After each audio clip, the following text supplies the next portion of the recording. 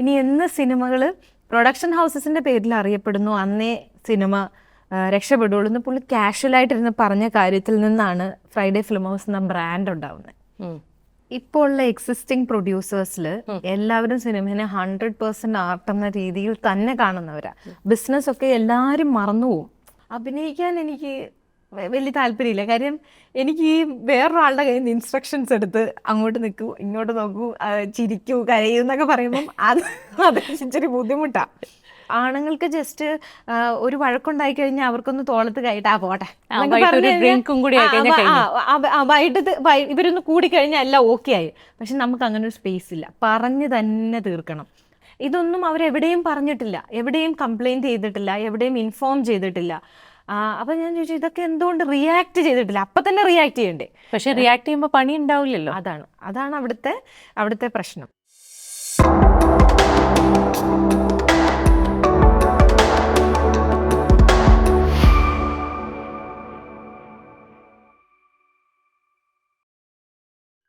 Hello and welcome everybody to our show. ഇന്ന് നമ്മളോടൊപ്പം ഉള്ളത് പ്രൊഡ്യൂസർ സാൻഡ്ര തോമസ് ആണ്. Sandra, welcome to our show. Once upon a time Sandra Thomas IAS prepare ചെയ്യുമായിരുന്നു. Now production producer എന്ന നിലയ്ക്ക് ഓപ്പറേറ്റ് ചെയ്യുന്ന സാൻഡ്ര ആസ് എ കളക്ടർ, അതൊരു വലിയ ജമ്പ് ആയിരുന്നു. You tell me about that phase in life. Will start from there. ഇത് 12th കഴിഞ്ഞിട്ടല്ലേ? അതെ, 12th കോളേജ് കഴിഞ്ഞിട്ട് ആക്ച്വലി എൻ്റെ മമ്മിയുടെ ആഗ്രഹമായിരുന്നു ഞാനൊരു IAS എടുക്കണം എന്നൊക്കെ. പക്ഷെ എനിക്ക് നല്ല ഉറപ്പായിരുന്നു, അന്നേ എനിക്ക് ഉറപ്പായിരുന്നു എന്നെ കൊണ്ടത് പറ്റില്ല. കാര്യം കുത്തിയിരുന്ന് പഠിക്കാനൊന്നും എനിക്ക് പറ്റത്തില്ല. കാര്യം അതിന് നല്ല ഡെഡിക്കേഷൻ വേണ്ട ഒരു പരിപാടി. എന്നാലും നമ്മൾ അതിനു വേണ്ടി ടൈം സ്പെൻഡ് ചെയ്ത് ഇരിക്കണം. എനിക്കതൊന്നും പറ്റില്ല. അപ്പോൾ എനിക്ക് അവിടെ ചെന്നപ്പോഴേ മനസ്സിലായി എനിക്ക് പറ്റില്ല എന്നുള്ളത്. അതുകൊണ്ട് ഞാൻ പയ്യെ അവിടെ നിന്ന് വിട്ട് രക്ഷപ്പെട്ട് ഓടി. പക്ഷെ എൻ്റെ പപ്പയും മമ്മിയൊക്കെ ഭയങ്കരമായിട്ട് വിശ്വസിച്ചിരുന്നു ഞാൻ എന്തായാലും IAS എടുത്തോണ്ടേ അവിടെ നിന്ന് വരുവുള്ളൂ എന്നുള്ളത്. പിന്നെ ഞാൻ പോവാതായപ്പം എൻ്റെ അനിയത്തീനെ വിട്ടു. അവളെ ഞാൻ പറഞ്ഞ് കൺവിൻസ് ചെയ്ത് തിരിച്ചു കൊണ്ടുപോകും. അങ്ങനെ ഞങ്ങൾ രണ്ടുപേരും കൂടെ കമ്പനി തുടങ്ങി.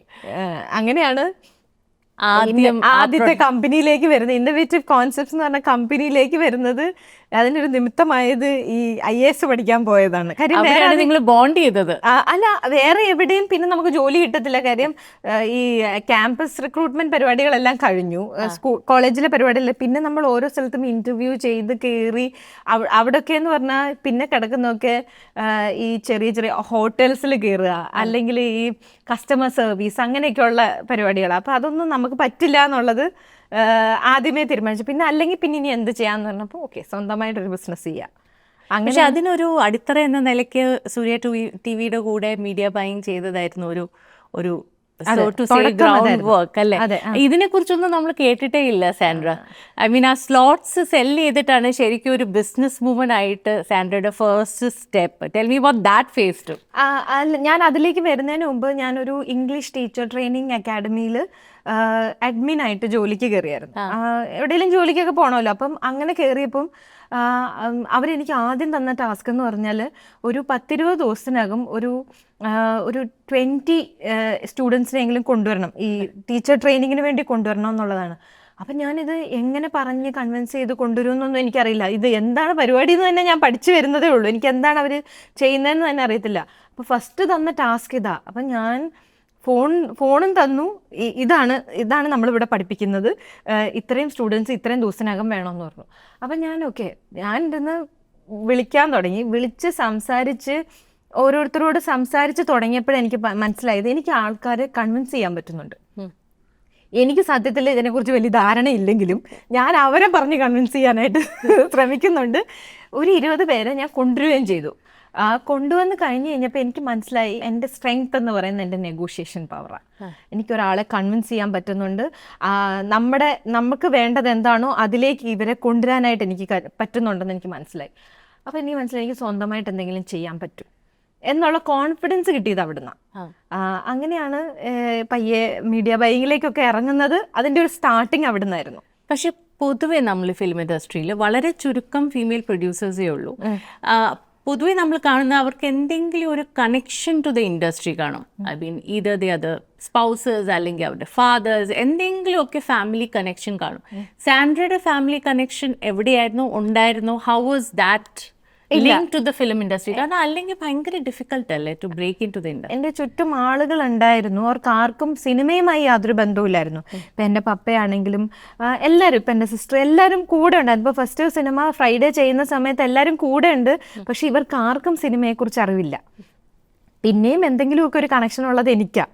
അപ്പോൾ അന്ന് സാജിദ് വഴിയാണ് ഞാൻ സിനിമയിലേക്ക് വരുന്നത്. അപ്പോൾ സാജിദ് കഥ പറഞ്ഞു, കഥ ഇഷ്ടപ്പെട്ടു. അപ്പോൾ സാജിദിൻ്റെ കസിൻ എഴുതിയ കഥയാണെന്ന് പറയുന്നു. അങ്ങനെ അവിടുന്ന് ലിജിനെ പരിചയപ്പെടുന്നു, അവരുടെ ഫ്രണ്ട് ലിജിനെ പരിചയപ്പെടുന്നു. ലിജിനും നജീമും വഴി, അത് നജീം റൈറ്റർ, അവർ നല്ല നിലാവുള്ള രാത്രി അല്ലല്ല ആദ്യം ഫ്രൈഡേക്ക് മുമ്പ് ഒരു സിനിമയുണ്ടായിരുന്നു. ആ സിനിമയിലേക്കുള്ള അവർ വന്നു. അങ്ങനെ അവർ വഴി ഫഹദിനെ പരിചയപ്പെടുന്നു. അങ്ങനെ ഓരോരുത്തരായിട്ട് പരിചയപ്പെട്ട് വന്ന് ആ ഫസ്റ്റ് സിനിമ ഞാൻ ചെയ്യുമ്പോൾ ഫസ്റ്റ് ഡേ ഷൂട്ട് കഴിയുമ്പോഴേക്കും പുല്ലും എടുത്തുകൊണ്ട് പോയ ആൾക്കാർ പൈസയ്ക്ക് വരുന്നു, ആർട്ടിസ്റ്റ് പൈസയ്ക്ക് വരുന്നു, ടെക്നീഷ്യൻസ് പൈസയ്ക്ക് വരുന്നു, പിന്നെ ജൂനിയർ ആർട്ടിസ്റ്റായിട്ട് നടന്നു പോയവർ വരുന്നു, വള്ളക്കാർ വരുന്നു. പല തരത്തിലുള്ള ആൾക്കാർ പൈസയ്ക്ക് വേണ്ടി എൻ്റെ മുന്നിൽ വന്ന് നിൽക്കുമ്പോൾ എന്തിനാണ് ഇവർക്കൊക്കെ ഞാൻ പൈസ കൊടുക്കുന്നത്? അത് പല തരത്തിലുള്ള ആൾക്കാർ വന്ന് നിന്ന് ചോദിക്കുന്ന സമയത്ത് എനിക്ക് ഇതെങ്ങനെ മാനേജ് ചെയ്യണം എന്നറിയില്ലായിരുന്നു. ആദ്യത്തെ ഒരു 10 ദിവസം ഞാൻ ശരിക്കും സ്ട്രഗിൾ ചെയ്തു. അതായത് ക്യാമറ നോക്കാതിരിക്കാൻ വേണ്ടി ചിലർക്ക് പൈസ കൊടുക്കേണ്ട അവസ്ഥ വന്നിട്ടുണ്ട്. അപ്പോൾ എനിക്ക് മാനേജ് ചെയ്യാൻ ഒട്ടും അറിയാം. കാര്യം എവിടെയും വർക്ക് ചെയ്തിട്ടില്ല, എങ്ങനെ ആളുകളെ മാനേജ് ചെയ്യണം എന്നറിയില്ല. എല്ലാം ഭയങ്കര സ്ട്രെയിറ്റാണ്. ഇല്ല, നിങ്ങൾ അഭിനയിച്ചിട്ടില്ല, പിന്നെ എന്തിനാ നിങ്ങൾക്ക് പൈസ തരുന്നത്, ഞാൻ തരില്ല എന്ന് പറയുമ്പോഴേക്കും അവിടെ പ്രശ്നമായി. അവിടെ പൊട്ടിത്തെറി മാത്രമല്ല, ഷൂട്ട് മുടങ്ങുകയായി. അങ്ങനെ ഫിലിം ടേക്ക് ഓഫ് ചെയ്തില്ലായിരുന്നോ? അല്ല, ഞാൻ പറയുന്ന ഫ്രൈഡേ സിനിമയുടെ കാര്യം ഇപ്പോൾ പറഞ്ഞത്. ആദ്യത്തെ സിനിമ ടേക്ക് ഓഫ് ചെയ്തില്ല. ആദ്യത്തെ സിനിമ ടേക്ക് ഓഫ് ചെയ്യാതിരിക്കാനുള്ള കാരണം എന്ന് പറയുന്നത്, ഞാൻ അഡ്വാൻസ് കൊടുക്കാൻ പോയ സമയത്ത് വിനീതായിരുന്നു. അപ്പം വിനീതും ഫഹദുമായിരുന്നു അതിനകത്ത്. അപ്പം വിനീതിന് ഞാൻ അഡ്വാൻസ് കൊടുക്കാൻ പോയ സമയത്ത് വിനീത് ചോദിച്ചു എന്താ സിനിമ ചെയ്യും. വിനീത് എൻ്റെ കോളേജിൽ, ഞങ്ങൾ ഒരേ കോളേജിൻ്റെ ഭാഗമായിട്ടുള്ള 2 കോളേജിലാണ് പഠിച്ചത്. വിനീത് KC ടെക്കിലും ഞാൻ ഹിന്ദുസ്ഥാൻ കോളേജിലും ചെന്നൈയിൽ. അപ്പം രണ്ടും ഒരാളുടെ തന്നെ കോളേജാണ്. അപ്പം എൻ്റെ ഒരു സീനിയറായിട്ട് വരും വിനീത്. അപ്പം വിനീത് അപ്പം എന്നോട് ചോദിച്ചു എന്താ സിനിമ ചെയ്യാനുള്ള റീസൺ എന്ന് ചോദിച്ചു. അപ്പം ഞാൻ പറഞ്ഞു അങ്ങനെയൊന്നുമില്ല, എനിക്ക് സിനിമ ബിസിനസ്സാണ്, അപ്പം ഞാനിതിലേക്ക് പൈസ ഇടാമെന്ന് വിചാരിച്ചു. അപ്പം ഞാൻ ക്രിയേറ്റീവായിട്ടോ അല്ലെങ്കിൽ ക്രിയേറ്റീവായിട്ട് തിങ്ക് ചെയ്യുന്ന ഒരാൾ എങ്ങനെയായിരിക്കും അതിനെ കാണുന്നതെന്നൊന്നും ഞാൻ ചിന്തിക്കുന്നില്ല. ഞാൻ ഭയങ്കര ബ്ലണ്ടായിട്ടാണ് ആൻസർ ചെയ്തത്. ബിസിനസ്സിന് വേണ്ടി അത് ഞാൻ അതില് വിനീത്, എനിക്ക് തോന്നുന്നു അതിൽ വിനീതിന് വിഷമമായി. വിനീത് അതിൽ നിന്ന് ബാക്ക് ഔട്ട് ചെയ്ത് കഴിഞ്ഞപ്പോഴാണ് വിനീത് ആ പ്രോജക്റ്റേ ഇല്ലാണ്ടായി. അപ്പോഴാണ് എനിക്ക് മനസ്സിലായത് എൻ്റെ ഒരാളുടെ സംസാരത്തിൻ്റെ പുറത്ത് അത്രയും. അപ്പം ഡയറക്ടർ, റൈറ്റർ, ഫഹദ് ഉണ്ട്. അപ്പോൾ അതിനകത്ത് എല്ലാവരും കൂടെ ചെയ്യാനായിട്ടിരിക്കുന്ന ഒരു പ്രോജക്റ്റ് പെട്ടെന്നില്ല. ഹറാമീസ് എന്നായിരുന്നു സിനിമയുടെ പേര്. ഹറാമീസ്. ഓക്കെ. അപ്പം അതങ്ങ് ഇല്ലാണ്ടായി. അപ്പം എന്ത് ചെയ്യും എന്നാലോചിച്ച് ഞങ്ങളിങ്ങനെ കോക്കോട്രിയിൽ വന്നിങ്ങനെ ഇരിക്കും ഒരു ദിവസം. അപ്പോൾ പെട്ടെന്ന് അതിൻ്റെ റൈറ്റർ ചോദിച്ചു ഇന്നെന്താ ഡേറ്റ് എന്ന് ചോദിച്ചപ്പം പറഞ്ഞു ഇന്ന് 11/11/11 പറഞ്ഞു. ഫ്രൈഡേ 11/11/11 ആലപ്പുഴ എന്നൊരു പേരിങ്ങനെ പറഞ്ഞു. എന്താ ആ പേര് എന്നൊരു പറഞ്ഞു. ചുമ്മാ ഒരു കഥ, ഒരു ദിവസം നടക്കുന്ന സംഭവങ്ങൾ, അത് ഒരു ദിവസം പല കാര്യങ്ങൾ നടക്കുന്നു, അത് ഏറ്റവും അവസാനം ഒരു ബോട്ട് അപകടത്തിൽ വന്ന് അവസാനിക്കുന്നു. എനിക്ക് ആ ആലപ്പുഴ സ്ഥലവും ഒരു ദിവസത്തിൽ പല കാര്യങ്ങൾ നടക്കുന്നു എന്നൊക്കെ കേട്ടത് എനിക്ക് ഇൻട്രസ്റ്റിംഗ് ആയിട്ട് തോന്നി. പ്രത്യേകിച്ച് എന്നെ അട്രാക്ട് ചെയ്തത് ആലപ്പുഴയാണ്. ബിക്കോസ് എൻ്റെ പപ്പ ആലപ്പുഴക്കാരനാണ്. അപ്പം ഞങ്ങൾ ആലപ്പുഴ കുട്ടനാട്ടുകാരനാണ്. അപ്പം ഞങ്ങൾ കേട്ട് വളർന്നേക്കുന്ന കഥകൾ മുഴുവൻ കുട്ടനാടിനെ കുറിച്ചാണ്. അപ്പം എൻ്റെ ഫസ്റ്റ് സിനിമ തന്നെ കുട്ടനാട് എന്ന് പറഞ്ഞപ്പോൾ ഞാൻ ഓക്കെ അപ്പം എന്താ പേരെന്ന് ചോദിച്ചപ്പം ഫ്രൈഡേ 11/11/11 എന്ന് പറഞ്ഞു. അങ്ങനെയാണ് ആ സിനിമ ഉണ്ടാകുന്നത്. ആ ഹറാമീസ് ഇല്ലാതായതിൽ നിന്ന് എങ്ങനെയൊക്കെയോ തട്ടിക്കൂട്ടി ഉണ്ടാക്കിയൊരു പടമാണ് സത്യത്തിൽ ഫ്രൈഡേ. പക്ഷേ ഫ്രൈഡേ ഫസ്റ്റ് സിനിമയാണ്. ഫ്രൈഡേ IFFKയിൽ സ്ക്രീൻ ചെയ്തു. അവിടെ സ്ക്രീൻ ചെയ്ത് കഴിഞ്ഞപ്പോഴാണ് ഇപ്പം മരിച്ചുപോയ ഗാന്ധിമതി ബാലൻ പ്രൊഡ്യൂസർ, പുള്ളി അവിടെ സ്ക്രീൻ ചെയ്യുന്ന ദിവസം പുള്ളി എന്നെ വെയിറ്റ് ചെയ്ത് അവിടെ നിൽക്കുക. അപ്പോൾ എന്നോട് വന്നിട്ട് രഞ്ജിത്തേട്ടൻ വന്നിട്ട് പറഞ്ഞു സാൻഡ്രേനെ കാത്ത് ബാലേട്ടൻ വെയിറ്റ് ചെയ്ത് നിൽക്കുമെന്ന് പറഞ്ഞു. അപ്പം ഞാൻ ചോദിച്ചാരാ എന്ന് ഗാന്ധിമതി ബാലൻ. എനിക്ക് മനസ്സിലായില്ല.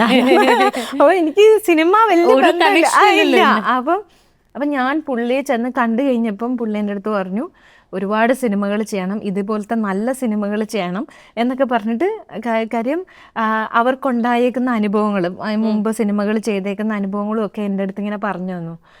ശരിക്കും അതെനിക്കൊരു ഭയങ്കര ഐ ഓപ്പണറായിരുന്നു. എന്ത് ചെയ്യണം ചെയ്യണ്ട ആ സിനിമയിൽ എന്നൊക്കെയുള്ള കാര്യങ്ങൾ. അവിടുന്ന് അത് ഫോളോ ചെയ്യുന്നുണ്ടോ സാൻഡ്ര? അങ്ങനെ പലരും പറഞ്ഞു തന്ന കാര്യങ്ങളുണ്ട്. അതിപ്പം ഒരു ഗോൾഡൻ റൂൾ എന്തെങ്കിലും ആണെങ്കിൽ അത് ഫ്രൈഡേ ചെയ്തുകൊണ്ടിരുന്ന സമയത്ത് വിജയരാഘവൻ ആക്ടർ പറഞ്ഞിട്ടുണ്ട്, പണ്ട് പ്രൊഡക്ഷൻ ഹൗസസിന്റെ പേരിലായിരുന്നു സിനിമകൾ അറിയപ്പെട്ടിരുന്നത്, ഇപ്പം അത് ഡയറക്ടേഴ്സിന്റെ പേരിലും ആക്ടേഴ്സിന്റെ പേരിലുമാണ്. നല്ല കഥകൾ ഉണ്ടാവാതായി, സിനിമയുടെ ക്വാളിറ്റി കുറഞ്ഞു, അങ്ങനെ പല പ്രശ്നങ്ങളുണ്ടായി എന്നൊക്കെ പറഞ്ഞ് ഇങ്ങനെ പുള്ളി ഇങ്ങനെ പറഞ്ഞു, ഇനി എന്ന് സിനിമകൾ പ്രൊഡക്ഷൻ ഹൗസസിന്റെ പേരിൽ അറിയപ്പെടുന്നു അന്നേ സിനിമ രക്ഷപ്പെടുള്ളൂ എന്ന് പുള്ളി കാഷ്വലായിട്ടിരുന്ന് പറഞ്ഞ കാര്യത്തിൽ നിന്നാണ് ഫ്രൈഡേ ഫിലിം ഹൗസ് എന്ന ബ്രാൻഡ് ഉണ്ടാവുന്നത്. അപ്പം എൻ്റെ തലയിൽ കയറി ഇതൊക്കെ ഒരു ബ്രാൻഡ് ബിൽഡ് ചെയ്യുകയാണ് ഏറ്റവും ഇമ്പോർട്ടൻ്റ് ആയിട്ടുള്ള കാര്യം. ആളുകൾക്ക് വിശ്വാസമുള്ള ഈ ഇതിൻ്റെ ഈ പ്രൊഡക്ഷൻ ഹൗസിൻ്റെ സിനിമകൾ നല്ലതായിരിക്കും, അല്ല ഞങ്ങൾക്ക് പറ്റിയ സിനിമകളായിരിക്കും അവർ ചെയ്യുന്നത് എന്നുള്ളൊരു വിശ്വാസം ഉണ്ടാക്കിയെടുക്കുക എന്നുള്ളതാണ്. അതിൽ നിന്നാണ് അപ്പം നമുക്കും ധൈര്യമായി നമുക്ക് പുതിയ ആൾക്കാരെ വെച്ച് സിനിമകൾ ചെയ്യാം, നമുക്ക് ഇഷ്ടമുള്ള പോലെ സിനിമകൾ ചെയ്യാം, ആരെയും ഡിപ്പെൻഡ് ചെയ്യേണ്ട അവസ്ഥ വരുന്നില്ല. അല്ലെങ്കിൽ എന്താ ഇപ്പോൾ ഉള്ള ഒരു 9-10 ആർട്ടിസ്റ്റിൻ്റെ സെൻസിബിലിറ്റിക്ക് അനുസരിച്ചുള്ള സിനിമകൾ മാത്രമേ ഇവിടെ ഉണ്ടാവുന്നുള്ളൂ. അപ്പൊ അതല്ലാതെ നല്ല എത്രയോ കഥകൾ വരുന്നു, പക്ഷെ നമുക്കൊന്നും ചെയ്യാൻ പറ്റില്ല, നമുക്കും ചെയ്യാനുള്ള സാഹചര്യമില്ല, ഒന്നും പറഞ്ഞിട്ട് കാര്യമില്ല. അപ്പൊ ആർട്ടും ബിസിനസ്സും തമ്മിൽ സാൻഡ്ര ഒരു കമ്പാരിസൺ പറയുകയാണെങ്കിൽ ഒരു ആർട്ട് എത്ര പെർസെൻറ്റേജ് ഇമ്പോർട്ടൻസും ബിസിനസ് എത്ര പെർസെൻറ്റേജ് ഇമ്പോർട്ടൻസ് ആയിരിക്കും കൊടുക്കുക? ആദ്യമൊക്കെ ഞാൻ പലപ്പോഴും ഞാൻ ആക്ടേഴ്സ് പറഞ്ഞു കേട്ടിട്ടുണ്ട്, ഈ പ്രൊഡ്യൂസ് ചെയ്യുന്ന, അതായത് പൈസ ചിലവാക്കുന്ന ആൾക്കാർ അതിനെ ബിസിനസ് മാത്രമായിട്ട് കാണാതെ ഒരു ആർട്ട് എന്ന നിലയ്ക്ക് കൂടി കാണുമ്പോഴേ സിനിമയുടെ നിലവാരം കൂടി വരുള്ളൂ, അല്ലെങ്കിൽ അതിൻ്റെ ക്വാളിറ്റി അല്ലെങ്കിൽ എക്സ്പെരിമെൻറ്റേഷൻ ചേഞ്ചസ് എല്ലാം വരുള്ളൂ എന്ന്. അത് പ്രൊഡ്യൂസേഴ്സിൻ്റെ ഒരു വലിയൊരു റെസ്പോൺസിബിലിറ്റി ആയിട്ട് പലരും പറയുന്നത് കേട്ടിട്ടുണ്ട്. അപ്പോൾ സാൻഡ്ര ഒരു പ്രൊഡ്യൂസർ എന്ന നിലയ്ക്ക് ഒരു ആർട്ട് എന്ന നിലയ്ക്ക് ഒരു സിനിമയെ കാണുമ്പോൾ അത് എത്ര പെർസെൻറ്റേജ് ആയിരിക്കും? ഇപ്പോൾ ഉള്ള എക്സിസ്റ്റിംഗ് പ്രൊഡ്യൂസേഴ്സിൽ എല്ലാവരും സിനിമയെ 100% ആർട്ട് എന്ന രീതിയിൽ തന്നെ കാണുന്നവരാ. ബിസിനസ് ഒക്കെ എല്ലാവരും മറന്നുപോകും. ബിസിനസ്സിൻ്റെ കാര്യമൊക്കെ എല്ലാവരും സെക്കൻഡറി ആയിട്ടേ വെക്കാറുള്ളൂ. എല്ലാവരും ഇപ്പം ഒരു ഡയറക്ടർ ഒരു സിനിമ സ്വപ്നം കാണുമ്പോൾ, അല്ലെങ്കിൽ ഒരു ആക്ടർ ഒരു സിനിമയെ കാണുമ്പോൾ അതേപോലെ തന്നെ നമ്മളും കാണുന്നുണ്ട്, ഒരു പ്രൊഡ്യൂസറും കാണുന്നുണ്ട്. ചിലപ്പോൾ അതിൻ്റെ മുകളിലായിരിക്കും കാണുക. അതുകൊണ്ട് തന്നെ അതിന് വേണ്ടതെല്ലാം പ്രൊവൈഡ് ചെയ്യാനായിട്ട് നമ്മൾ ശ്രമിക്കും. ഞാൻ പറയുന്നത് സിനിമയെ സീരിയസ് ആയി കാണുന്ന പ്രൊഡ്യൂസേഴ്സിൻ്റെ കാര്യം പറയുന്നത്. അപ്പം ഇപ്പോൾ അവർ വേണ്ടാന്ന് പറഞ്ഞാൽ പോലും ഓക്കെ ഈ സീനിൽ ഇന്ന സാധനം വേണം, അല്ല ഇത് ചെയ്താൽ നന്നാവും, അല്ലെ ഈ ആർട്ടിസ്റ്റ് പോരാ ഇതിലും കൂടിയ ആർട്ടിസ്റ്റ് വേണം എന്ന് പറഞ്ഞ് നമ്മളാണ് പല കാര്യങ്ങളും അങ്ങോട്ട് കൊടുക്കുന്നത്. ഇപ്പം എടുത്തു നോക്കിയാൽ തന്നെ ഇപ്പോൾ പ്രൊഡ്യൂസേഴ്സ് സിനിമയെ ബിസിനസ്സായിട്ട് മാത്രം കാണുന്നു എന്ന് പറയുന്നിടത്ത് ഇവിടെ സിനിമ കൊണ്ട് നന്നായി പോയേക്കുന്ന എത്ര പ്രൊഡ്യൂസേഴ്സ് ഉണ്ട്? ഇല്ല. വലിയ റിസ്ക് ടേക്കിംഗ് ആണ്. ഇൻഫാക്ട് സാൻഡ്ര വേറെ ഏതെങ്കിലും ഒരു ഇൻഡസ്ട്രിയിൽ കയറിയിരുന്നെങ്കിൽ ഒരു പക്ഷേ you would have been making way more profit എന്ന് തോന്നാറുണ്ടോ ചിലപ്പോൾ? അതില്ല. സിനിമ എന്ന് പറയുന്നത് അത് തന്നെയാണ് സിനിമയുടെ അട്രാക്ഷനും. വേറെ ഒരു ഇൻഡസ്ട്രിയിലും കിട്ടാത്തത്ര പവറുണ്ട്, റെക്കഗ്നിഷനുണ്ട്, മണിയുണ്ട്, ക്വിക്ക് മണിയാണ്. അത് ഇപ്പം നമ്മൾ ഒരു മാക്സിമം പോയ ഒരു 10-15 കോടി രൂപ ഇട്ടിട്ട് ഇപ്പൊ 100 കോടിയൊക്കെ അല്ലേ ഇപ്പൊ കിട്ടുന്നത്. That brings me to the point, ഈ 100 കോടി 200 കോടിയുടെ സിനിമകളൊക്കെ ഉണ്ടാക്കുമ്പോ 100 കോടി എന്ന് പറയുന്നത് കിട്ടുന്നത് 30 ക്രോസ് ഒക്കെയാണ്. ഈ 100 ക്രോസ് കിട്ടുമ്പോൾ ഒരു പ്രൊഡ്യൂസർക്ക് കിട്ടുന്ന പൈസ എന്ന് പറയുന്നത്. ബാക്കിയെല്ലാം എവിടെയായിരിക്കും പോവുക? ഇപ്പം നമ്മളൊരു സിനിമ തിയേറ്ററിലേക്ക് വരുമ്പോൾ പ്രൊഡ്യൂസർക്ക് 60% ഫസ്റ്റ് വീക്ക്, ബാക്കി 40% തിയേറ്റർ ഓണേഴ്സിനാ. അത് കഴിഞ്ഞിട്ട് അത് ഫസ്റ്റ് വീക്ക് കഴിയുമ്പോഴേക്കും അത് 50-50 ആയി. പിന്നെ അത് നേരെ തിരിഞ്ഞു 40-60 ആയി. അപ്പം ഈ പറയുന്നത് പോലെ 100 ക്രോസ് 200 ക്രോസ് എന്നൊക്കെ പറയുമ്പോൾ അത്രയൊന്നും എല്ലാ പ്രൊഡ്യൂസേഴ്സിനും കയ്യിലോട്ടൊന്നും കിട്ടുന്നില്ല. പിന്നെ എത്ര പ്രൊഡ്യൂസേഴ്സിന് കിട്ടിയിട്ടുണ്ട് ഈ 100-ഉം 200-ഉം ഒക്കെ? അതൊരു പ്രഷറായിട്ട് മാറിയിട്ടുണ്ട്. കാരണം ഇപ്പോഴത്തെ സിനിമകൾ ഇങ്ങനെ ഹൗസ്ഫുൾ ആയിട്ട് ഓടുമ്പോൾ ഇപ്പൊ എത്ര സിനിമകളാണ് ഇറങ്ങിയിട്ടുള്ളത്, അതിങ്ങനെ ഹൗസ്ഫുൾ ആയിട്ട് ഓടിക്കൊണ്ടിരിക്കുമ്പോൾ സാൻഡ്ര ഒരു പ്രൊഡ്യൂസർ എന്ന നിലയ്ക്ക് ഒരു ഇതുണ്ടാവില്ലേ? ഒരു പ്രഷർ അല്ല, നമുക്ക് ആഗ്രഹമാണ് ഉണ്ടാവുന്നത്. ഓക്കെ, നമ്മുടെ ഇങ്ങനെ ഓടിയാൽ നല്ലതായിരിക്കും, അല്ല ഇത്രയാവും, അല്ലാതെ എൻ്റെ പടം ഇത്ര ഓടിയേ പറ്റുള്ളൂ. ഓരോ സിനിമയ്ക്കും അതിൻ്റെതായ വിധിയുണ്ട്. ഇപ്പം നമ്മൾ എത്ര നല്ല സിനിമയാണെന്ന് പറഞ്ഞാലും ചിലപ്പോൾ ബോക്സ് ഓഫീസിൽ അത് ഒന്നും ആവില്ല. ഇപ്പം ഫോർ എക്സാമ്പിൾ ഇപ്പം ആടിൻ്റെ കാര്യം പറയുകയാണെങ്കിൽ, ആട് ബോക്സ് ഓഫീസിൽ ഫ്ലോപ്പ് ആയൊരു പടമാണ്. അതിനുശേഷം പിന്നെ അത് ഹിറ്റായി. പിന്നെ അതുകൊണ്ട് പ്രൊഡ്യൂസേഴ്സിന് എന്തെങ്കിലും ഗുണമുണ്ടോ? ഇല്ല. അതുകൊണ്ട് കാര്യമില്ല. പക്ഷെ ആ സിനിമയ്ക്ക് 100 crore, അപ്പം എൻ്റെ സിനിമയ്ക്ക് 100 crore ആവണം എന്നൊന്നും നമ്മൾ ആഗ്രഹിക്കുന്നതുകൊണ്ടൊന്നും കാര്യമൊന്നുമില്ല. പക്ഷെ നമ്മുടെ പ്രോഡക്റ്റ് നമ്മൾ ഏറ്റവും നന്നാക്കി നമ്മളെ കൊണ്ട് പറ്റാവുന്ന എഫേർട്സ് ഇട്ട്, ഇപ്പം പല സിനിമകളും പോസ്റ്റിൽ മാറാറുണ്ട്. അതായത് ഷൂട്ട് ചെയ്ത സമയത്ത് ഒരു സാധനമായിരിക്കും, പോസ്റ്റിൽ വന്നിട്ട് ചിലപ്പോൾ കംപ്ലീറ്റ്ലി റീവർക്ക് ചെയ്ത് വൃത്തിയാക്കി അല്ലെങ്കിൽ വേറൊരു രീതിയിൽ തന്നെ ഇറക്കാറുണ്ട്. അങ്ങനെയൊക്കെയുള്ള ഇത് നമുക്ക് ഇടാൻ പറ്റും. ആ സിനിമയ്ക്ക് വേണ്ടി നമുക്ക് നമ്മുടെ 100% കൊടുക്കാൻ പറ്റും. അല്ലെ, ഓക്കെ, അതിനകത്ത് ഏതെങ്കിലും ഒരു ഏരിയ വീക്ക് ആയിരുന്നെങ്കിൽ അവിടെ വേറെ ആളെ കൊണ്ടുവന്ന് റീപ്ലേസ് ചെയ്ത് അത് ചെയ്യിപ്പിച്ച്, ഓക്കെ, ഇത് കാണുമ്പോൾ നമുക്കറിയാം ഇത് വർക്കായിട്ടില്ല, അപ്പം അത് വേറെ സാധനം റീപ്ലേസ് ചെയ്ത് ചെയ്യിച്ച് കൊണ്ടുവന്ന് നമ്മളുടെ മാക്സിമം എഫേർട്ട് ഇട്ടൊരു സാധനം കൊണ്ടുവരിക്കാൻ പറ്റും. എന്നല്ലാതെ 100 crores ഒരു പ്രഷറായിട്ടൊന്നും എനിക്ക് തോന്നിയിട്ടില്ല. ഇപ്പം ആക്ടേഴ്സിനോട് നമ്മൾ പൊതുവേ ചോദിക്കുന്ന ചോദ്യമാണ് സാൻഡ്ര, ഇപ്പോൾ ഒരു സിനിമ വരുമ്പോൾ അല്ലെങ്കിൽ എന്ത് എലമെൻ്റ് ആണോ അവർക്ക് ആദ്യം സ്ട്രൈക്ക് ചെയ്യുന്ന, ക്യാരക്ടറാണോ ഡയറക്ടറാണോ വാട്ട് എവർ ഇറ്റ് ഈസ്. അതുപോലെ തന്നെ ഒരു പ്രൊഡ്യൂസറിന് വെൻ യു ആക്ച്വലി ഒരു green signal to a project കൊടുക്കുമ്പോൾ is it the cast that takes primary importance? എങ്ങനെയാണ് സാൻഡ്രയുടെ പ്രയോറിറ്റി ലിസ്റ്റ്? എനിക്ക് എന്നെ സ്റ്റോറി എക്സൈറ്റ് ചെയ്തോ എന്നുള്ളതാണ് ഞാൻ നോക്കാറ്. എനിക്കത് കണക്ട് ചെയ്യാൻ പറ്റുന്നുണ്ടോ, ഇവർ പോയി കഴിഞ്ഞിട്ടും ഞാൻ ആ സ്റ്റോറിയെ കുറിച്ച് ആലോചിക്കുന്നുണ്ടോ, ഇങ്ങനെ ചെയ്യാൻ പറ്റും, അതങ്ങനെ ചെയ്യാൻ പറ്റും. നമ്മളിങ്ങനെ ആലോചിച്ചു, ആ സ്റ്റോറി ഭയങ്കര ഇൻട്രസ്റ്റ് ചെയ്യാം, എന്നിട്ട് ഞാനതൊരു 10 പേരോട് പറയും, ഞാനിന്നൊരു സൂപ്പർ കഥ കേട്ടു എന്ന് പറഞ്ഞിട്ട് പറയുമ്പം അവർക്ക് ആ എക്സൈറ്റ്മെൻറ്റ് ഫീൽ ചെയ്യുന്നുണ്ടോ, അതൊക്കെ ഞാൻ നോക്കും. ഇപ്പം ഞാൻ പറയുമ്പം എൻ്റെ അതേ എക്സൈറ്റ്മെൻറ്റ് ഇവർക്ക് ഫീൽ ചെയ്യുന്നുണ്ടോ. ഇപ്പം ചിലർ കേട്ടിട്ട് ഓക്കെ കുഴപ്പമില്ല എന്ന് പറയുകയാണെങ്കിൽ എൻ്റെ എക്സൈറ്റ്മെൻ്റ് ഒന്ന് ഒരു പടി താന്നു. അങ്ങനെ പക്ഷെ ഇമ്മീഡിയറ്റ്ലി എനിക്ക് കണക്റ്റ് ആവുന്നത്, എനിക്കവിടെ കണക്റ്റ് ആവുന്നുണ്ടോ ആ പറഞ്ഞ ക്യാരക്ടേഴ്സ്, എവിടെയെങ്കിലും അതിൽ പറഞ്ഞേക്കുന്ന ഏതെങ്കിലും ഒരു ക്യാരക്ടറിനെ എനിക്ക് കണക്റ്റ് ആവുന്നുണ്ടോ, ആ സബ്ജക്റ്റ് എക്സൈറ്റിംഗ് ആയിട്ട് എനിക്ക് തോന്നുന്നുണ്ടോ, ഇത് പറയേണ്ട വിഷയമായിട്ട് തോന്നുന്നുണ്ടോ, അങ്ങനെയൊക്കെയുള്ള കാര്യങ്ങളാണ് എന്നെ സിനിമയിലേക്ക് എടുക്കുന്നത്. ആർട്ടിസ്റ്റ് എന്ന് പറയുന്ന സെക്കൻഡറി എനിക്ക്. അത് കഴിഞ്ഞിട്ട് ഇപ്പം ആരെ വേണമെങ്കിലും, നല്ല കഥയാണെങ്കിൽ ഏത് ആർട്ടിസ്റ്റ് വേണമെങ്കിലും വന്ന് ചെയ്യും. അത് അവർ ടൈമും നോക്കില്ല, ഡേറ്റും നോക്കില്ല, ഒന്നും നോക്കില്ല. നല്ല സബ്ജക്റ്റ് ആണെങ്കിൽ നമുക്ക് ആർട്ടിസ്റ്റിൻ്റെ ഡേറ്റ് കിട്ടും അല്ലേ? ഞാൻ പലപ്പോഴും കേട്ടിട്ടുണ്ട് ആർട്ടിസ്റ്റിന്റെ ഡേറ്റ് കിട്ടാത്തതുകൊണ്ട് പല പല പ്രോജക്ട്സ് സ്റ്റക്കായി പോകുന്നുണ്ട്. അത് സത്യമാണ്. ഇപ്പൊ തന്നെ ഞാൻ ഈ ലിറ്റിൽ ഹാർട്ട്സ് എന്ന് പറഞ്ഞ പടം തന്നെ പല ആക്ടേഴ്സിൻ്റെ അടുത്തും പോയതാ, പല ആക്ടേഴ്സിൻ്റെ അടുത്ത്. അപ്പം നമ്മുടെ ഫസ്റ്റ് ചോയ്സ് ആയിരിക്കില്ല, അല്ലെ സെക്കൻഡ് ചോയ്സ് ആയിരിക്കില്ല സിനിമ ചെയ്യുക. സിനിമ വേറെ ഏതെങ്കിലും നമ്മൾ ആ സ്റ്റോറിയിലാണ് വിശ്വസിക്കുന്നത്. അപ്പോൾ അത് ഈ ആളല്ലെങ്കിൽ വേറൊരാൾ ചെയ്താൽ അത് വർക്കാവും എന്നുള്ള. ഇപ്പം ഷെയ്നെ കൺവിൻസ് ചെയ്യാൻ എത്ര ബുദ്ധിമുട്ടായിരുന്നു, ഓർ ഈസിലി കൺവിൻസ്ഡ് ആയിരുന്നോ ഷെയ്ന് പെട്ടെന്ന് ആ ക്യാരക്ടർ കണക്റ്റായി, പെട്ടെന്ന് കണക്റ്റ്. ഇത് ശരിക്കും ഷെയ്ൻ വന്ന് ഒരു 2 മാസത്തിനകം ഷൂട്ട് തുടങ്ങി, 2-3 മാസത്തിനകം ഷൂട്ട് തുടങ്ങി. കാര്യം അധികം സമയം എടുത്തില്ല, ഷെയ്ൻ്റെ ഇമ്മീഡിയറ്റ് ഡേറ്റ് നമുക്ക് കിട്ടി. അതിനു മുമ്പ് ഉണ്ണിയുടെ അടുത്ത് പോയതാ, അപ്പോൾ ഉണ്ണിക്കത് അത്ര കണക്റ്റ് ആയില്ല. പല വേറൊരു ആക്ടറായിരുന്നു അത് ചെയ്യാനിരുന്നു വെച്ചത്, അത് അവിടുന്ന് മാറ്റി. അങ്ങനെ പലരിലേക്കും പോയിട്ടുണ്ട്. അവസാനമാണ് ഷെയ്നിലേക്ക് വന്നത്. പക്ഷെ അത് ഏറ്റവും റൈറ്റ് ചോയ്സ് ആയിരുന്നു എന്ന് പറഞ്ഞാൽ. അപ്പം ഇതിനകത്ത് തന്നെ മഹിമയുടെ കാര്യമാണെങ്കിലും ഷൂട്ട് തുടങ്ങി 10 ദിവസമായിട്ട് നായികയായിട്ടില്ല. അപ്പൊ നായിക ഇല്ലാതെയാണ് 10 ദിവസം ഷൂട്ട് ചെയ്തത്. ശരിക്കും സിനിമയിൽ നായിക ഉണ്ടായിരുന്നു, നായിക എല്ലാം ഉണ്ടായിരുന്നു. പക്ഷെ ഒരു ഡേറ്റ് ക്ലാഷ് കാരണം അത് നടന്നില്ല. എനിക്ക് ഡേറ്റ് ക്ലാഷ് എന്നുള്ള വാക്ക് വളരെ ഇഷ്ടപ്പെട്ടു. വളരെ tactfully brushed under the carpet. Date clash അല്ലാതെ എനിക്കറിയാം. അത് നടന്നില്ല. അപ്പം നടക്കാതെ വന്നു കഴിഞ്ഞപ്പം നമ്മൾ ഭയങ്കര, അതായത് ഷൂട്ട് തുടങ്ങിക്കഴിഞ്ഞ് ആണ് പുള്ളിക്കാരത്തി ചെന്നൈയിൽ നിന്ന് ഇവിടെ വരികയും ചെയ്തു.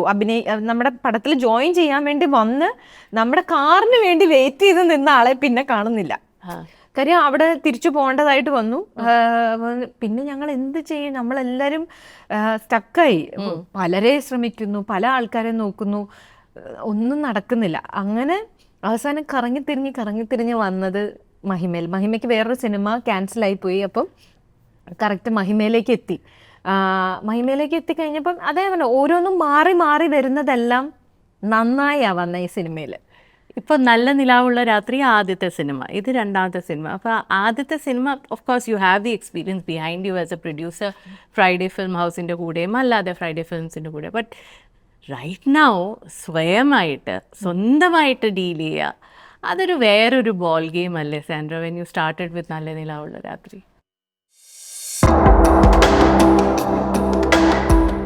നമ്മുടെ ലൈഫിൻ്റെ ജേണി നമ്മൾ ഒറ്റയ്ക്കാണ്. അതിൻ്റെ ഇടയിൽ പല ആൾക്കാരുണ്ട്, ഹസ്ബൻഡുണ്ട്, പേരൻസ് ഉണ്ട്, മക്കളുണ്ട്, ഫ്രണ്ട്സ് ഉണ്ട്, റിലേറ്റീവ്സ് ഉണ്ട്, എല്ലാവരും ഉണ്ടെങ്കിലും നമ്മുടെ ജേണിയിൽ നമ്മൾ ഒറ്റയ്ക്കാണ്. ഇതെവിടുന്നു ഈ ഇൻ്റർവ്യൂ കണ്ടിട്ട് ഷെയ്ൻ്റെ ഉമ്മ എന്നെ വിളിച്ചിട്ട് എന്നോട് പറഞ്ഞു, ഒരാളെങ്കിലും ഞങ്ങളെ മനസ്സിലാക്കുന്ന ഒരാളുണ്ടായല്ലോ, ഒരുപാട് നന്ദിയുണ്ട്. ഞാൻ പറഞ്ഞ ആൻറ്റി, എനിക്ക് തോന്നിയൊരു കാര്യമാണ് ഞാൻ പറഞ്ഞത്. അത് ഇതെല്ലാം പെട്ടെന്നാണ് സംഭവിച്ചത്. അതായത് ഒരു വഴക്കും അവിടുന്ന് ഒരു വലിയ ഇഷ്യൂ ആയി മാറുകയും വലിയ മീഡിയ അറ്റൻഷൻ കിട്ടുകയും അങ്ങനെയൊക്കെ വന്നു കഴിഞ്ഞപ്പം ഞാൻ ശരിക്കും തകർന്നുപോയി. നമ്മളെ വിശ്വസിക്കാൻ പറ്റാണ്ടാവുന്ന ഒരു സിറ്റുവേഷൻ എന്ന് പറയുന്നത് എനിക്ക് ആലോചിക്കാൻ പറ്റത്തില്ല. അപ്പോൾ അതുകൊണ്ട് ഞാൻ എപ്പോഴും always true to yourself എന്ന് പറയുന്ന ഒരു സാധനമില്ല. ഞാൻ എന്നെയും പറ്റിക്കുകയല്ല, ചുറ്റും നിൽക്കുന്നവരെയും പറ്റിക്കാറില്ല.